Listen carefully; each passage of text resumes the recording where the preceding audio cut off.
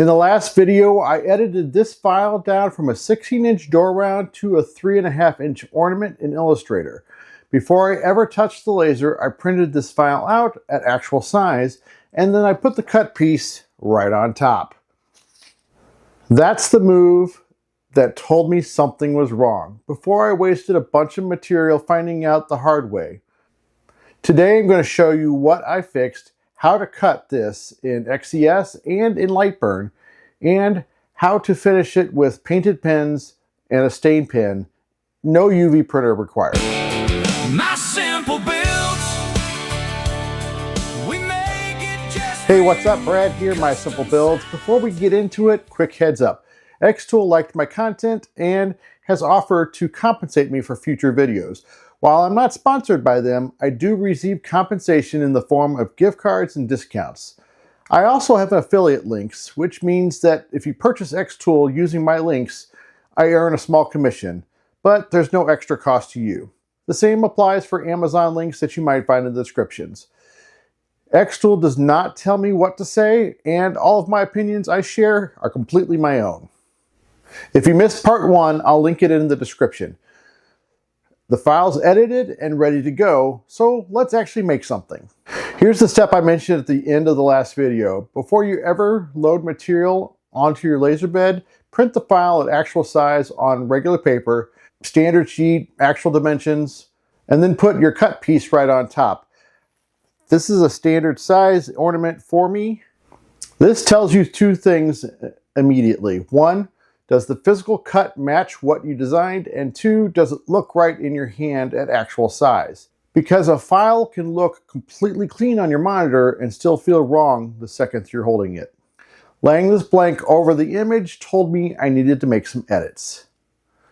The stars in the design were too small, and we're talking so small that the laser basically burning them out rather than cutting a clean shape. On a 16.5-inch door round, those stars look great. At 3.5 inches, they're just not holding up. The originals were outside the ring, but scaling them up meant I knew I had to make adjustments for everything, including reducing the text size to keep the ornament looking balanced inside. I'm not going deep on the Illustrator edit here because that's what part 1 was for. But I want you to see that this isn't a get it right once and you're done situation. File prep is a back and forth process, and the print test is what caught it before it cost me a lot of material. Now, you might be wondering why we're painting this instead of UV printing it. Well, the short answer is most makers don't have a UV printer yet. There's only a couple on the market at a consumer price. And I wanted to show that a good paint job can be better than a UV print for a piece like this. You've got full control, it's fast, and it's a technique every maker can do right now without any extra equipment. With that said, I also added back in the eagle engraving into this detail at this stage.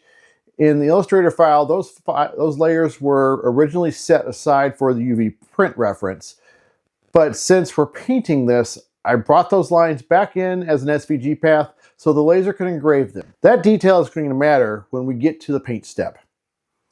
And for most makers, a diode laser like the M1 Ultra or the new M2 is what most of you have. So that's what we're working with today. All right, into XES. This is xTool software running on my M1 Ultra today as the test piece machine. My CO2 handles production volume, but for a single ornament and a walkthrough like this, the M1 Ultra or the new M2 is exactly what I'd recommend for most of you getting started. We've got 3 things happening in this file. The red line is the cut line. That's all the way through the material. The green line is a deep score. It gives depth and texture, but doesn't cut through. And the black line is the engrave. That's the detailing for the lettering on the screen.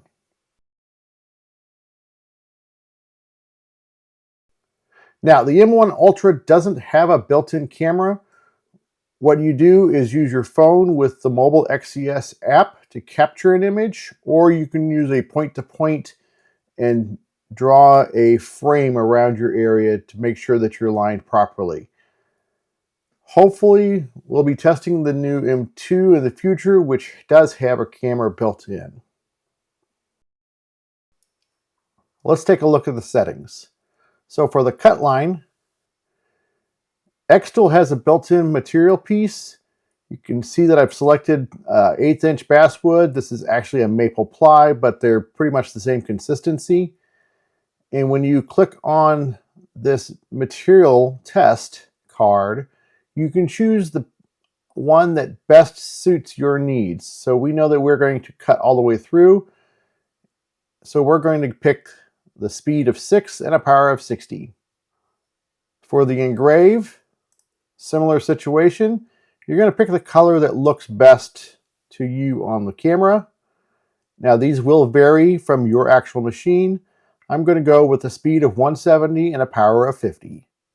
And finally, for the score, similar situation to the cut and the engrave, you're going to pick the one that best suits the look that you're going for. I'm picking a speed of 150 with a power of 80. With your material in the position, you're ready to process. XCS only talks to xTool machines. If you're running another diode laser, your software is probably Lightburn or something specific to your machine. The good news is, since this file is an SVG, there's really no conversion step since it's compatible with most machines. I open up the exact file, and then actually in this case, it's my original file in Lightburn, but I wanted to show you this process. Lightburn works off color-coded layers versus named layers like XCS. So I'm assigning each color to its job, which color is cut, which color is score, and which is engrave. So on my settings here, the red is going to be our cut line. So we'll set the power settings for that. For my machine, a speed of 25, max power of 35, a minimum power of 30, 300 with a max power of 15. For my engrave, I'll do a speed of 200 with a power of 15 and a minimum power of 10. And then our orange line is a tool line. This just represents the size of my material. And because this would be a production run, we would show how to create a grid array, and we're just going to repeat the number of columns, as many as will fit onto a page, and you can adjust your line spacing to try to squeeze them all in. And if we wanted to repeat these to fill up the whole sheet, we could do so. And just like the xTool, you send it off to the cutter. I'm not going to recut these pieces in this section. We already saw the finished cut, but this is the complete workflow that you'd follow start to finish for any non-xTool machine.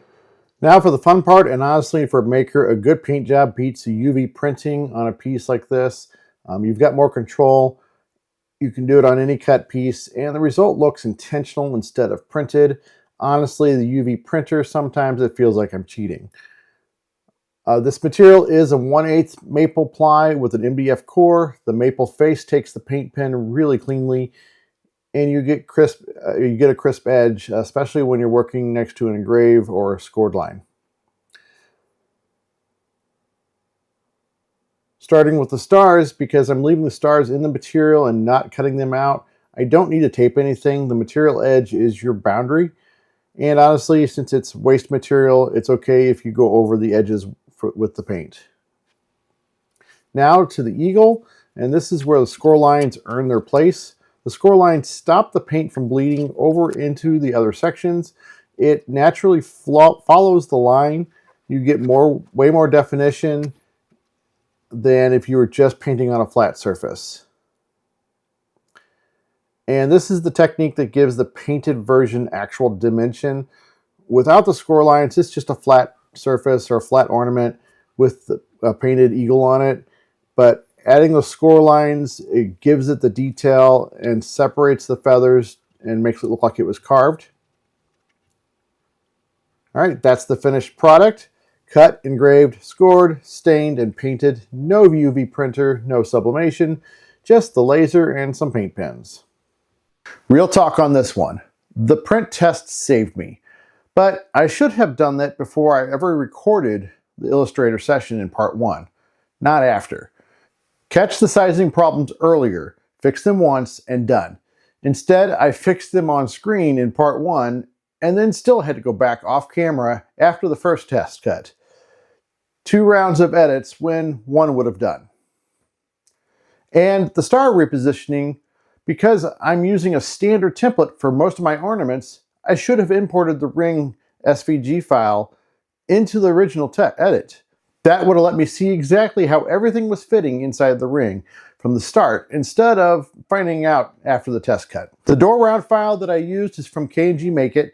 A link is in the description. The M1 Ultra that I'm using is no longer available in the US stores, but I've included a link to the new M2.